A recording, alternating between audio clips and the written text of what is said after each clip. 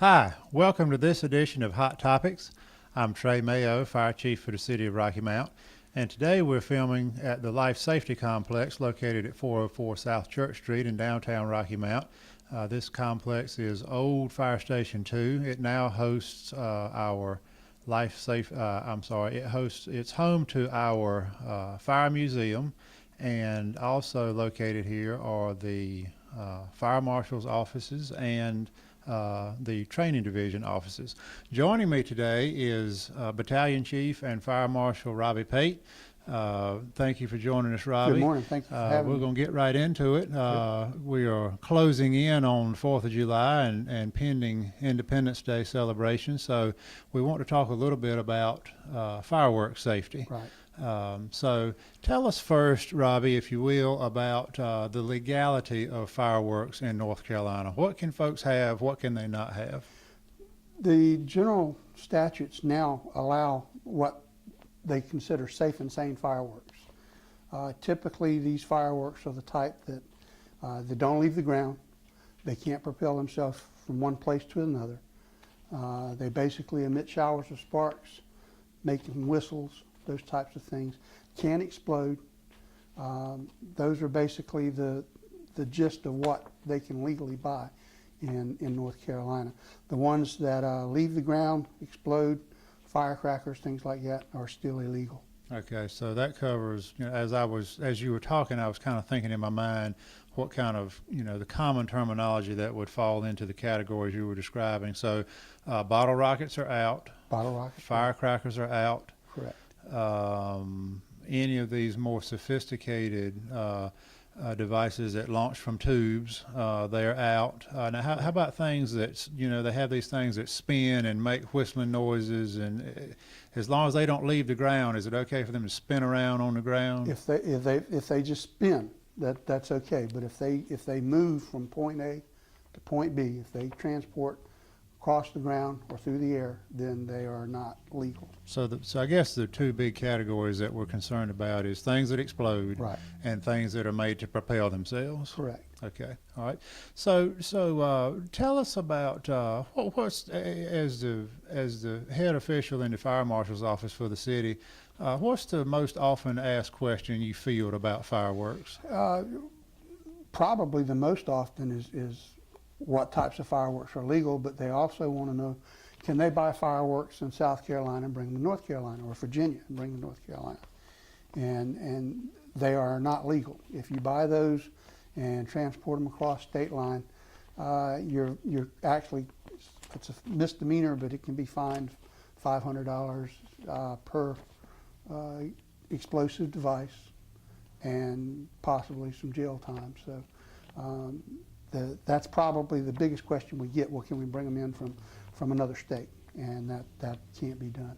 Gotcha. So just as with a lot of things, state laws vary when you cross state lines. Speed limits vary, helmet laws vary, firework laws vary also. So just because they're legal in South Carolina, it's just a short little jump to get on Interstate 95 and ride down to south of the border or your other favorite fireworks store in South Carolina and pick up something that is clearly illegal in the state of North Carolina. Yes, sir. Tell us, what are some of the common dangers associated with fireworks? Primarily burn injuries. 90% of the injuries that are caused by fireworks are typically burn injuries. People don't realize that sparklers, when they hand a sparkler to a child, they're handing them a device that burns at 1,200 degrees Fahrenheit. Glass melts at like 900. Wood starts burning at 500, I think. And these sparklers burn hot enough to actually melt certain types of metal. So when a child has that in their hands, if they touch it, they stay hot for probably a minute or so after they stop sparkling. So they're hot enough to create severe burn injuries. The ages 5 to 19 are at most risk, probably because the parents think that the fireworks are safe, or the sparklers or the types of safe and sane fireworks that they give their children are safe. But that's between ages 5 and 19. You got a lot of teenagers that are out with their friends that are purchasing smoke detectors. We'll get to that too. The fireworks, and they're going out and lighting them off with their friends and not realizing the dangers with that. Right. But we see a lot of hand injuries, a lot of eye injuries, and burn injuries, because those things do sometimes, they'll throw them or something of that nature, and a lot of eye injuries and hand injuries are the most common types of injuries. Right, and I think, you know, what you've described as the dangers speaks to the reason that in North Carolina a lot of these devices are, a lot of these products are illegal, because we're not talking about commercial grade materials. These are more consumer grade materials, and sometimes these things that explode, that are designed to propel themselves, as you say, from one point to another, their pathway from that initial point of where they leave the ground until where they arrive somewhere else on the ground, due to, you know, gravity is going to eventually take over. That path is often unpredictable. So, you know, somebody gets hit in the eye, it, you know, goes down somebody's shirt collar, you know, goes in, you know, gets hung in somebody's pocket. I mean, those things happen. I'm not making those things up. I mean, we've seen those things happen historically. So I think the advice you give is to be well taken, is understand how hot these things burn, and that they are not always as predictable as we may be led to believe. Pets, especially dogs, are attracted to these things. Yeah. So they have pet injuries as well as a result. That's a good point. That's a good point. And it's not uncommon to hear of a house fire that results from an errant bottle rocket or some other firework that is designed to leave the ground, and it winds up on somebody's roof, in somebody's gutter, sets pine straw or other leaves and material that has collected in a gutter in a valley of a roof on fire, and, you know, that now you've set somebody else's house on fire with what is an illegal firework. Absolutely. Yeah. You talked a little bit about age. Is there an age at which point it becomes legal to purchase what are fireworks that are permitted in the state of North Carolina? North Carolina, the age is 18 years old. If they sell to anybody under the age of 18, they violated General Statute 14449, I think it is.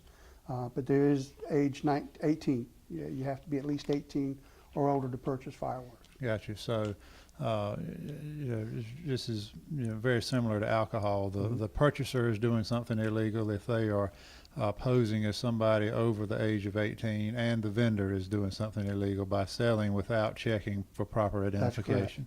They should be checking for IDs, those types of things. If they can't verify their age, then whoever's selling that is violating the state law. Right.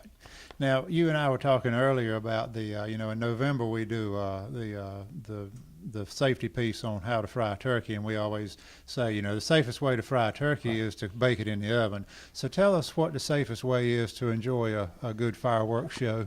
We always say, leave it to the professionals. The city goes through a great deal of expense and energy to provide a professional fireworks show for the public that want to come out and see the fireworks. It's July the 3rd out at the athletic complex. I'll throw a punch in for them. But the best way is to go out, sit down, enjoy yourself, and let somebody else take those risks. They're professionals. They know how to handle them, and the dangers of them setting fire to anything or creating injuries are minimized. Right, and that's a lot of the reason for the safety of a professional show is because of work that you and your staff do on the you know, before that show begins, in ensuring that that show staffers, the professionals that have been hired to shoot the show are properly licensed. They are permitted. That fallout areas are appropriate for the size shells that they're shooting, that their mortar tubes are appropriate to handle the shells that they're shooting. You know, they go through a pretty rigorous inspection process. And of course, as we talked about earlier, the fireworks that the professionals shoot, that is a different grade of pyrotechnic than what you go buy at your local discount retailer, or that you would travel to another state and purchase. We're talking about an entirely different class, and the ones that the professionals shoot are held to much higher quality standards than what the ordinary consumer would go and buy off the shelf.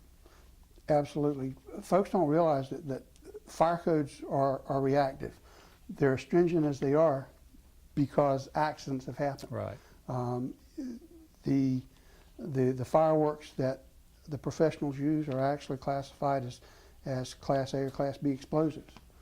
So they're quite capable of creating severe injuries and death. So we had 3-4 years back, some professionals were killed, and I think it was Manio or one of the It was an Ocracoke. when they were setting the show up. Something happened. They just got sidetracked. They had an explosion, and I think 2 or 3 of them perished in that explosion. So they are dangerous if you don't know what you're doing. We do. Thank you for recognizing it. We do spend a lot of time and energy making sure that when they're setting up, they're doing it in a safe manner, that there's nothing within the vicinity that they're firing those that will catch fire. And we also do inspections afterwards to make sure that any unexploded ordnances that may have gone up in the air and didn't explode the way it's supposed to and comes down, making sure they're located and they're safely disposed of. Right, because we don't want a Parks and Rec employee out at the sports complex to hit one of those unexploded shells with a lawnmower, or for some child who's out playing ball on one of the fields to stumble up on that unexploded ordnance. So great care is taken in counting how many shells there are before they're set off, how many actually detonate, and then a walkover is done in the fallout area to make sure that there is no unexploded ordnance out there. Actually, 2 walkovers are done. Immediately after they do the show, they go out and walk. Then there's what's called a first light inspection. That next morning, as soon as the sun comes up, day is bright enough to see, they're required to go back out and do a visual inspection. Right. Well, Robbie, thank you so much for joining us. Is there anything we missed that you'd like to add here at the end of the show? Just be careful. If you have any questions, you can call our office. 972-1376 is our secretary's number. You can call her if you have any questions, and we'll be glad to give you an answer as best we can. Right, and that 972-1376 number, we give that out often during our Hot Topics filmings. That's sort of just a good general number. If you have any questions appropriate for the Rocky Mount Fire Department, call that number, 972-1376, and Miss Karen Murray will get you, if she doesn't know the answer to your question, she will get you routed to the person who does know the answer. So again, viewers, thank you for joining us on this edition of Hot Topics. Remember, visit our website at rockymountfire.org. Follow us on like us on Facebook. Follow us on Twitter. I'll see you next time on Hot Topics.